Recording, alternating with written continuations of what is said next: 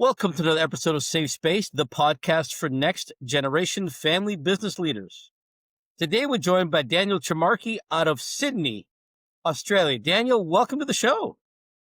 Thanks, Franco. It's great to be here. So before we get started, can you maybe introduce yourself, a little bit about you, your role, and then we'll get started. Yeah, definitely. So I've been in the business family space for coming up to 17 years now. Been lucky enough to spend some time here in Australia, working in the UK, and then more recently in Canada. And it's really been an experience and an evolution of getting exposure to so many amazing families, working alongside some great people, learning from some great people in the field, and really kind of continuing the mission of what we're trying to do here around supporting complex and challenging families dealing with that complexity and that change that they're going through. So it's been a journey, but I've loved every minute of it. So, before we had initial chat about what we wanted to talk about because, we could talk about so many things, Yeah. right? So, we talked about let's talk about busting myths in family businesses. Right. So, the idea of people to stop thinking about binary outcomes. Let's start with that. hmm What are your thoughts around that? Yeah, it's a great place to start because I think of the evolutions in the last couple of years, it's probably been one that's top of a lot of conversations I'm having. And I think when we talk about binary, we talk about historically how families have thought in absolutes. So you think of the most cliche one of we must stay together or we must sell. And those things are very much 100-0.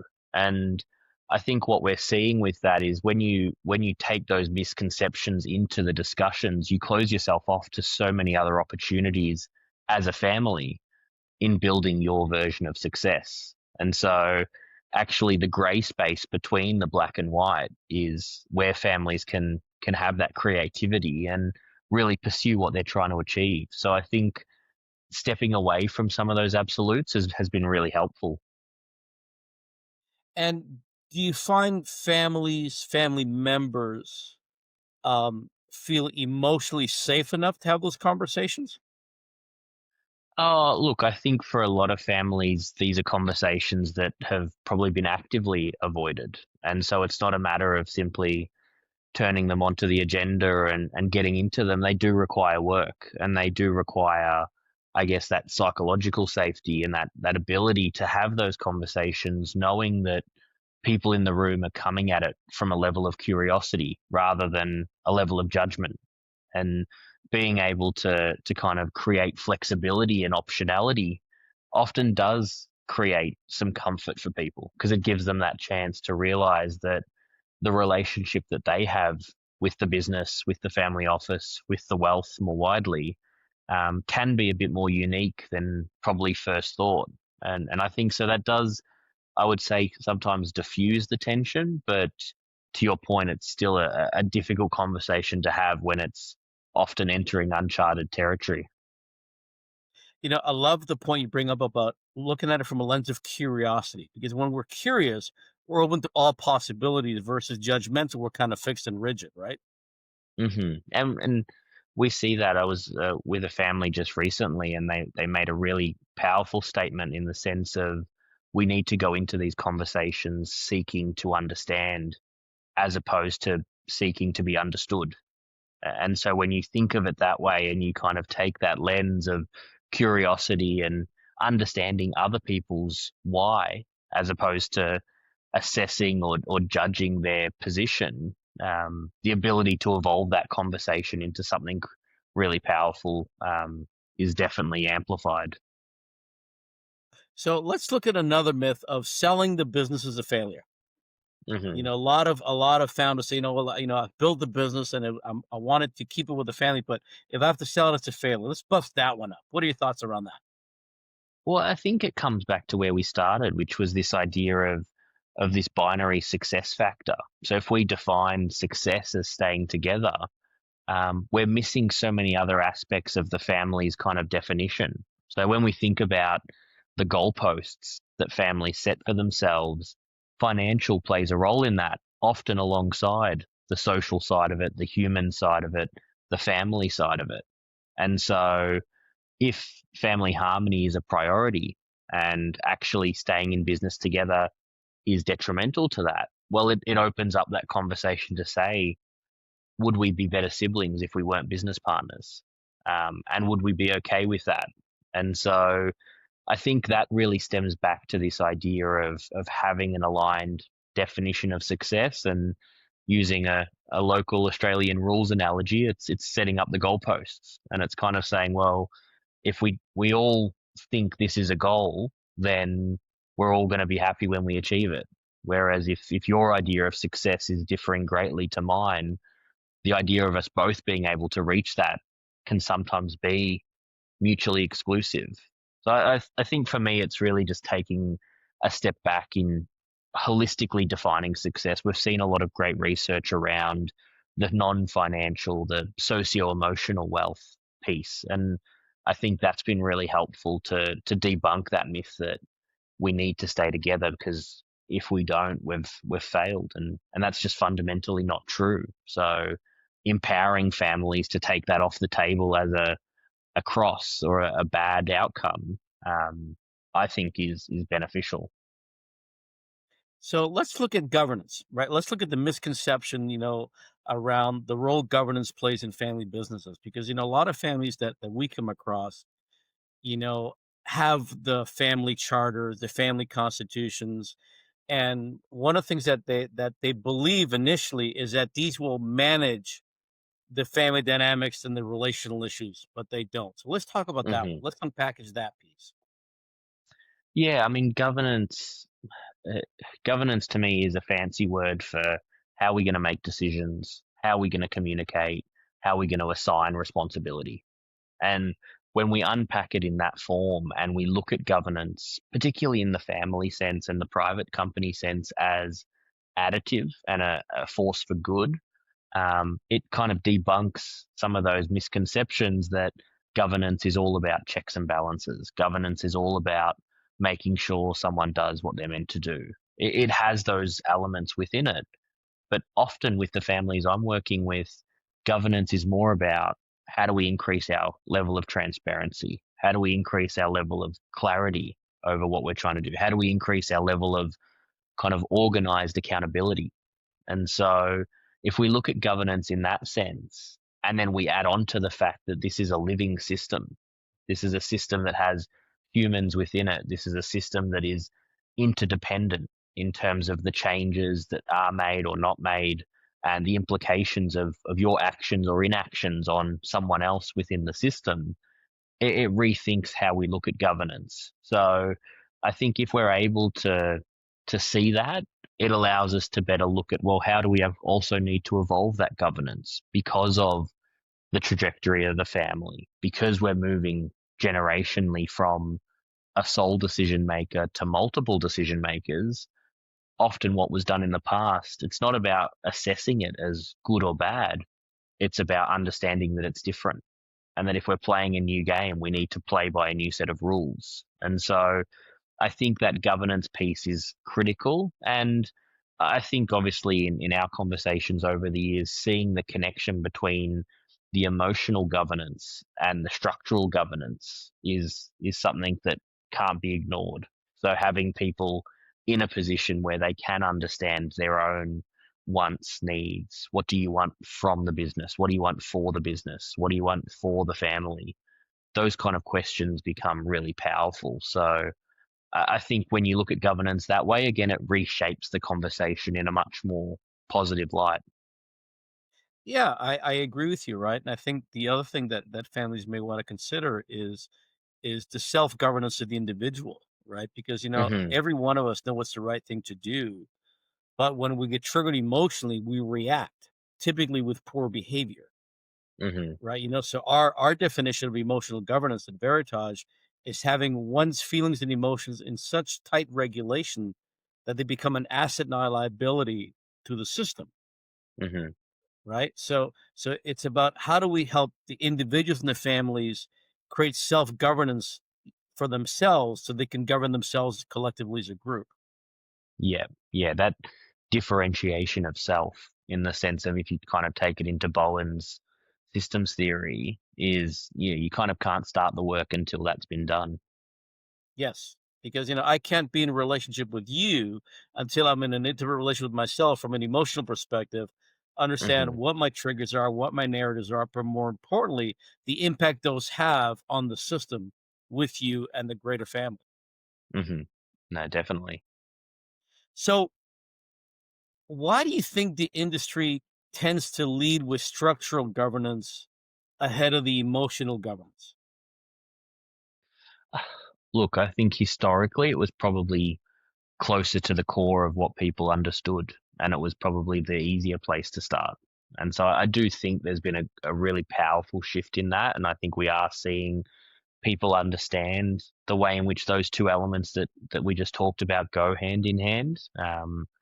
Because ultimately you can't do one without the other, and you need both. And so I think that's been something that's been helpful to see, that we're heading in that direction, that we're understanding both are important, and we can't just solve this with a document or solve this with a structure. I mean, I've had many families where you meet them, and the conversation starts with, I was talking to a friend and they've got a family council, so we would like one. Or I heard about their family charter and they've sent it to me, so I'm just thinking we just change the names on it, and it reads pretty well, so we should go with that. And I think that idea of starting with structure or starting with output, is something that, again, as a field, we're starting to move more and more away from, and we're advocating to families the value of process over outcome. Because ultimately, the other part of structure is that it has to be owned by the family. They have to understand why it is what it is, and why it does what it does, because ultimately that level of self accountability will be tested at a point where the governance spits out an outcome that maybe I'm not personally super happy about. And I need to be able to, not don't have to like it, but I have to accept it. And the only way I'll do that is if really I've had a chance to put my brushstrokes over the creation of it. So I think that's been another shift, and a way in which we can help families work through that process with much more long term success. And are you finding that who's leading sort of these conversations, these discussions, or initiating them? I guess. Do you find that it's more the current generation or the next gen, or sort of equal parts? It's a great question, because it definitely comes up time and time again. And I'd probably even add a third group into that to say, look, my conversations will sometimes start at the senior generation, who are looking to kind of understand what next, or have had some kind of triggering event where they want to explore, adaptations to their governance. You've definitely got the next generation coming through, and the decision with them around how do we actually build, a way forward, and how do we find our place within the system.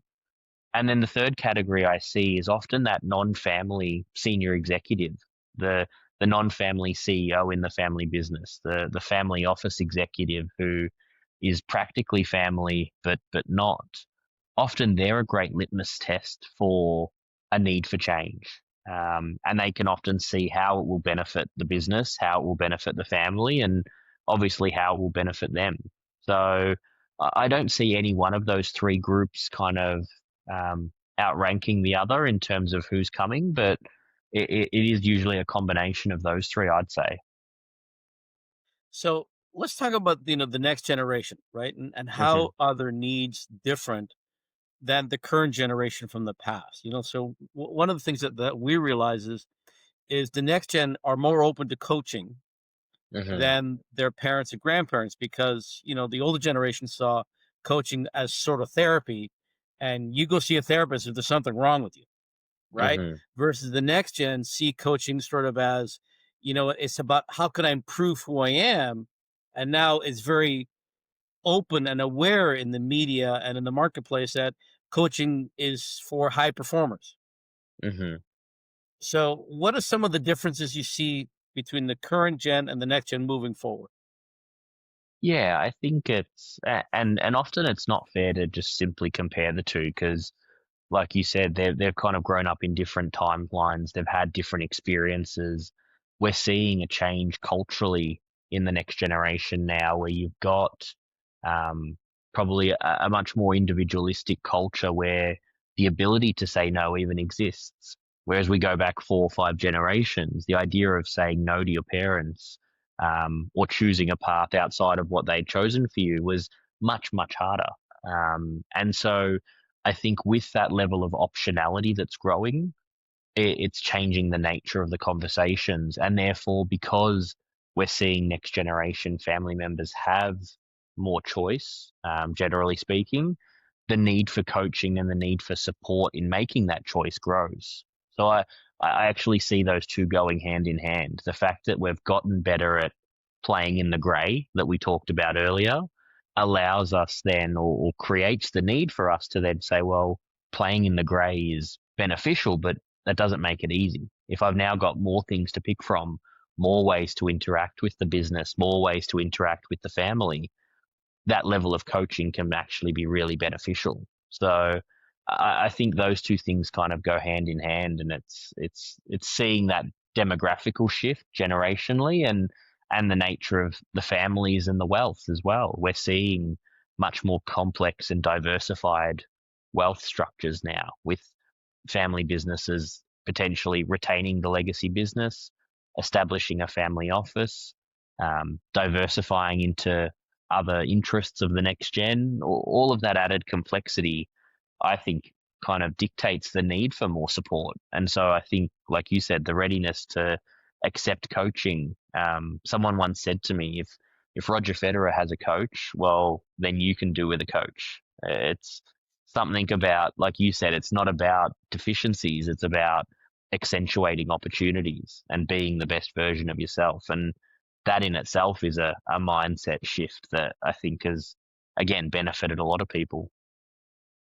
So we're coming to the end of the show, and I knew time would fly back, Daniel, with you, because there's so much to talk about. We're both passionate about the space, right? So I always like to finish off the show by asking our guests the same question. And the Hmm. question is, based on your vast knowledge and experience and wisdom of having been in the space for so long and having served so many families, what's one piece of advice you can offer the current generation, and what's one piece of advice you can offer the up and coming next generation?